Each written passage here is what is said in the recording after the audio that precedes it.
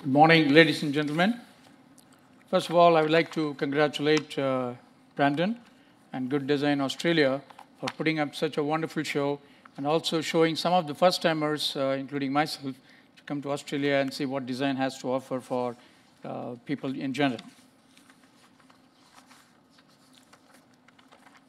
In the next few minutes, before that, I'm just going to borrow the expression that Dan presented today, the paradox of prosperity. So we all live in a world where the stock price, prosperity is measured in the stock prices, and also the average weekly spreadsheets that one has to go through if you are in a public limited company. So having been in the venture world as well as running companies that raised capital, so I've been in the other side of stopping the designers from spending more money or spending more time rather than get to the market where the stock prices can go up. And by chance, I just fell into the ditch called design in about 10 years ago. And then since then, the only regret is that I did not fall into the ditch about 25 years ago. So with that, I will just spend the next few minutes looking at how do designers get into this paradox of prosperity and force the companies to look at design in a much different way.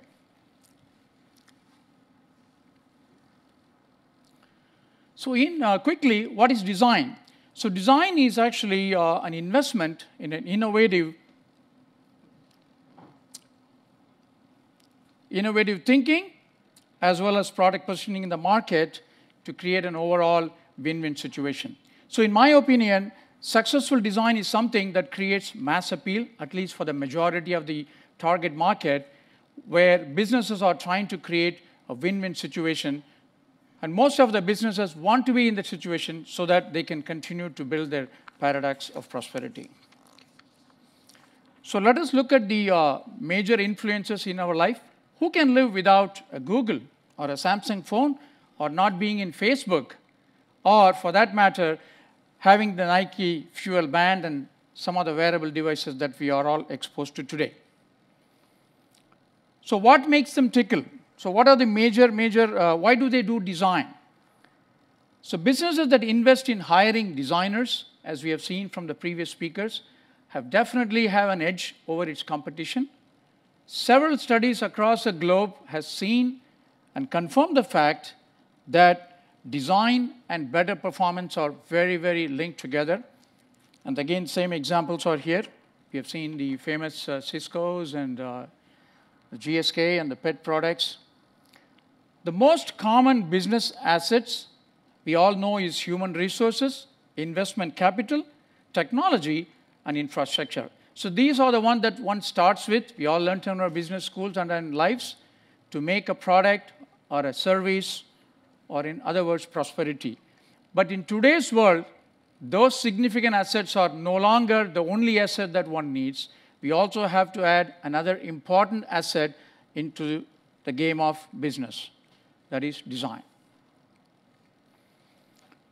So what are the global threats that most businesses are facing? Managing the consumer expectations is a big challenge. True convergence as a digital world and loss of value due to changing lifestyles and technology. People tell me, hey, managing the user expectations or consumer expectations always been there from a long time. So what is new? Just hold on to it. We'll see some facts here. The traditional methods are no longer acceptable. As an example, very few people go to the local libraries or to a retail bookstore. Remember those days when we have to pay money to become a member of a lending library? Not only that, we also have paid a lot of money in fines for not returning the media on time. The traditional barriers are fast disappearing. Today, the businesses are able to reach people across the globe beyond the barriers of the city or a state or a country or a tax laws or other laws, right? Thanks to Amazon and similar channels that reach people wherever you are. Access to information is available today 24/7.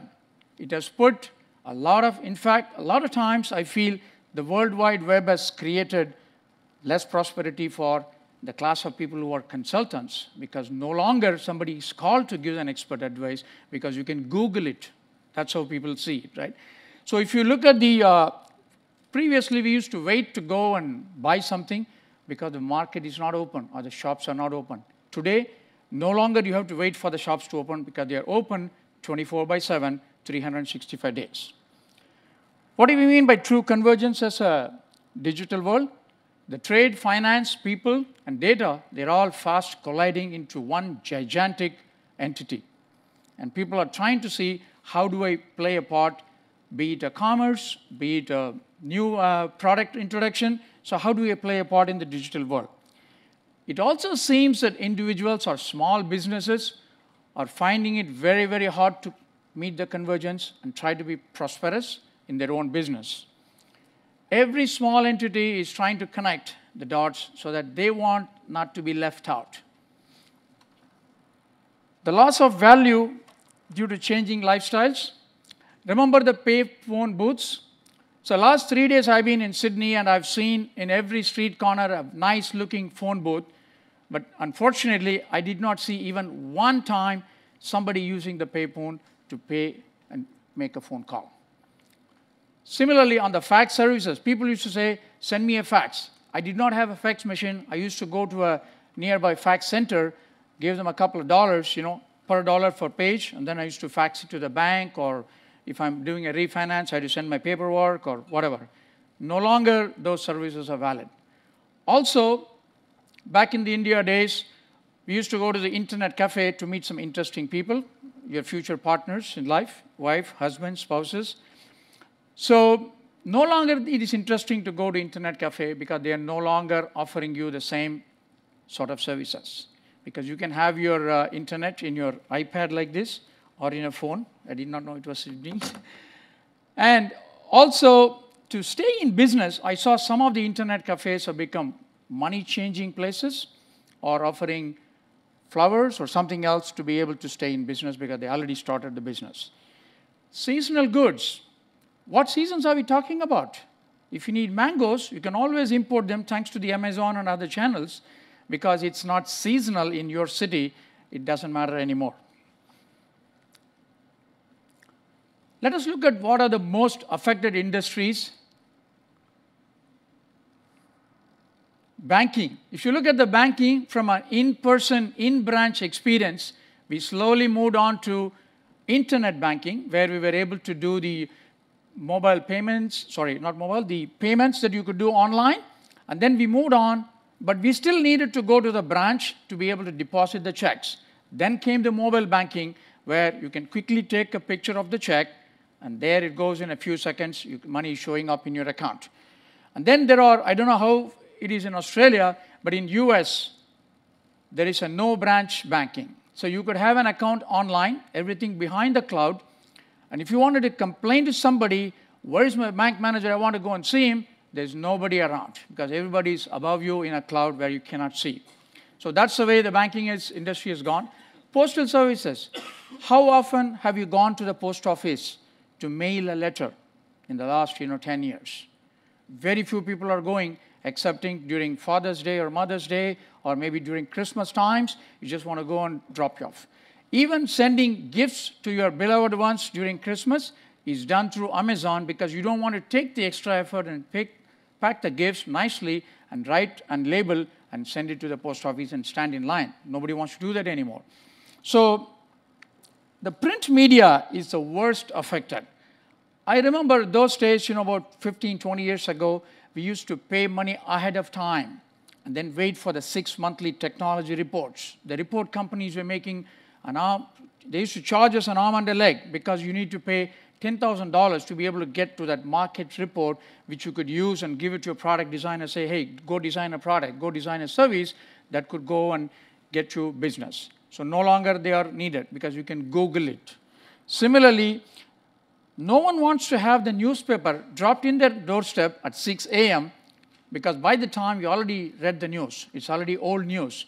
You want the news as they happen rather than wait for the morning along with a cup of coffee or a tea.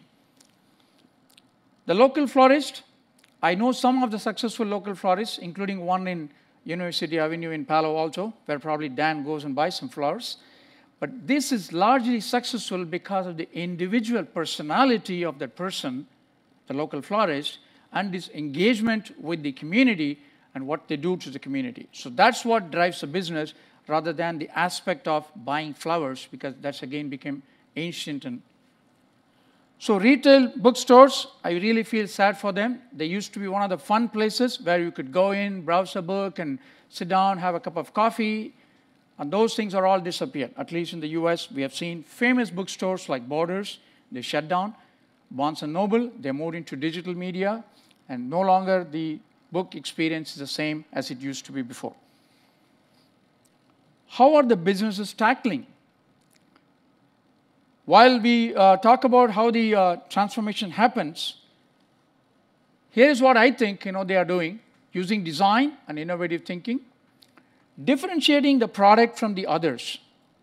As we all know, during the same amount of time, the same physical calendar time, 20 different companies from all over the world come with a similar service or product. Okay? That's the paradox of life.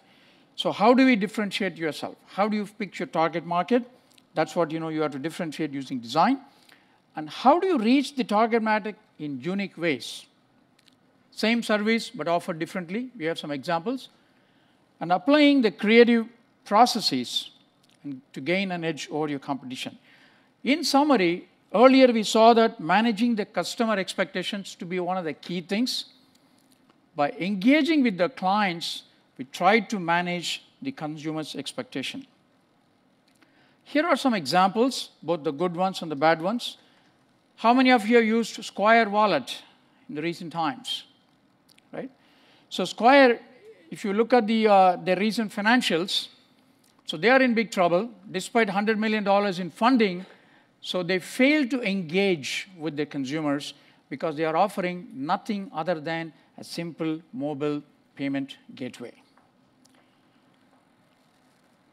Coin was another similar mobile application. A few others came in. The coolness factors due to design, maybe. They were all very gung-ho about it. Kickstarter campaigns, pushed them up a little bit. They got the initial spike, but lack of engagement and another fee to use them really drove them down, and they are not yet there as successful. They might become successful as they learn, but as of today, they are not successful. On the other hand, Starbucks, which is a very well-known coffee retail chain all around the globe, today 10 million users are using their mobile payment application, the app, which is very similar to Square or others. Why? Because Starbucks showed that they could retain the engagement value of its customers by sending some coupons or offers and product literature. They were able to bind the community together as if they are belonging.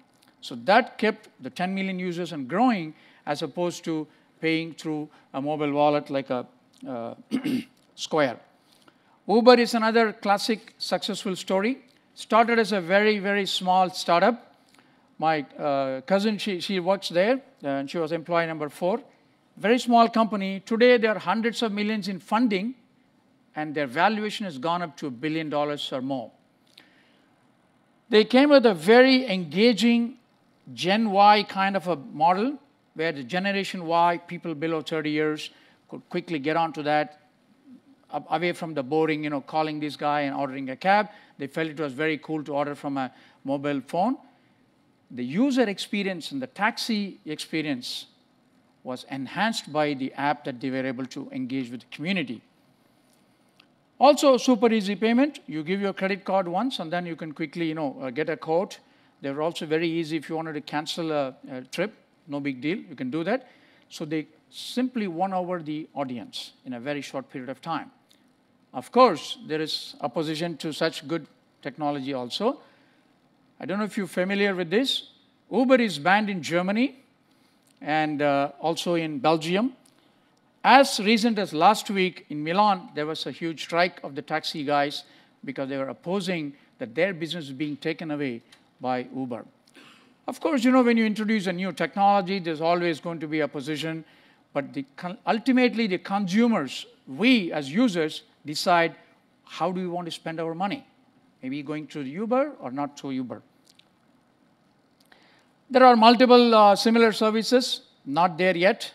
I know the Zappa cab in Cape Town was one of the nice services that I used personally, but they're still very small and not make any dent in the overall economy or prosperity. Continuing with the banks, we have already seen how the traditional in-person bank. Can we imagine financial institutions like bank, rather than take money from us, they are thinking about design and also want to spend a lot of money in design to be able to retain the customers. Today, if you look at it, they are trying to enhance the user experience. How do I make you come to bank with me? Seems to be the bigger problem for the banks. They're doing more community-based approaches. They're doing clinics. Few years ago, Bank of America in US, they engaged the famous IDEO to see how do we retain customers. And IDEO came up with the program or a product called Keep the Change. So I don't know how many of you are familiar with that. So every once in a while, a few pennies would be added to your account. The bank realized that they're not losing a lot of money, but at the same time, creating this impression that the banks are with you and they're offering you a little more money, which you did not really earn. It is coming to you just as a freebies. They thought that that's a lot easier because customer retention is key here. Yeah. Okay. Also, in the banking scenario, you could see that more and more banks are going towards no ATM fees all over the network across the world.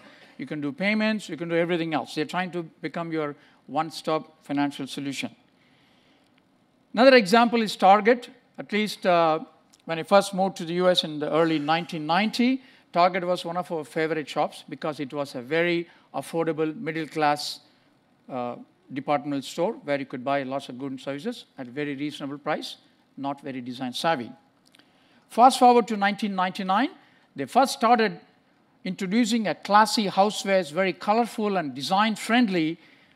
They introduced products by the famous designer, Michael Graves, and the prices were a teeny bit more, but the consumers accepted that, and soon Target started introducing more and more designers, including the famous Martha Stewart products of home collections. In 2002, they came with this campaign. It is still on the website, Design for All, where they wanted to talk about not losing their core value of servicing the average middle class as well as get to the upper end. So I got an indication here, so we'll just go quickly faster there. This is our favorite example where we are all sitting in getting ready for the game, New South Wales versus Queensland, and you realize there's no beer in your fridge or snacks to go. So that gave an opportunity. This is a similar situation for many, many years in many, many countries. The game could be different, cricket or football or soccer or rugby or whatever. That gave an opportunity to what I call as a version 1 of home delivery grocery business. So in came Webvan with the famous founders and a lot of money. So the departmental stores and the grocery chains, they were literally scared that they would go out of business.